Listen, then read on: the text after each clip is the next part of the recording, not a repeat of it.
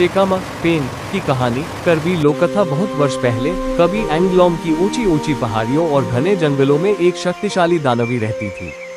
उसका नाम था चेकामा। चेकामा जंगलों और नदियों में मछलियां और जंगली जानवरों का शिकार करती थी, लेकिन वो इंसानों को कभी नुकसान नहीं पहुंचाती थी। वो प्रकृति की रक्षक की तरह रहती थी। सदाबहार वृक्ष। जंगल में मुलाकात। एक दिन एक करबी युवक, जो गांव में रोंगपी नाम से जाना जाता था, हमेशा की तरह शिकार के लिए जंगल में गया। वो हिरण का शिकार करता था। दिन भर भटकने के बाद भी उसे एक भी हिरण नहीं मिला। शाम होने लगी और वो थोड़ा चिंतित हो गया। तभी अचानक एक हिरण सामने आया। उसने तुरंत तीर चलाया। तीर जाकर हिरण के सीने में लगा। हिरण दर्द से चिल्लाया और घने जंगल की ओर भागा। उसी समय चेकामा ने भी हिरण की तेज आवाज सुनी और वह भी उसी दिशा में दौड़ी। हिरण भागते भागते एक जगह गिर पड़ा। रोंगपी खून के निशान देखते हुए पीछे पीछे पहुंचा। वहां उसने देखा हिरण के पास एक विशाल दानवी खड़ी थी। पहली मुलाकात और संघर्ष। यो पहली बार रोंगपी और चेकामा आमने सामने हुए। रोंगपी ने पूछा, तुम कौन हो? चेकामा ने उत्तर दिया, मैं चेकामा हूँ। यह मेरा इलाका है। रोंगपी बोला, मैं शिकारी हूँ। ये शिकार मेरा है। दोनों के बीच बहस हुई और धीरे धीरे वो लड़ाई में बदल गई।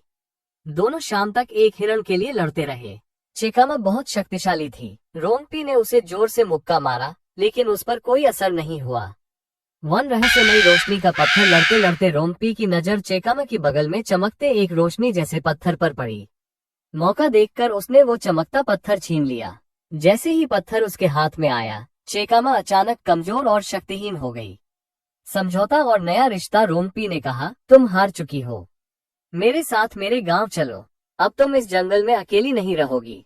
तुम हमारे साथ रहोगी और गांव वालों की रक्षा करोगी। फिर उसने दया दिखाते हुए वो रोशनी का पत्थर चेकामा को वापस दे दिया।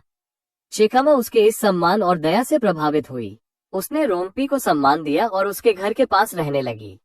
घर। गांव की रक्षक। चेकामा पेंग। अब चेकामा गांव की रक्षक बन गई। वो बुरी आत्माओं और काली शक्तियों को घर में प्रवेश नहीं करने देती थी।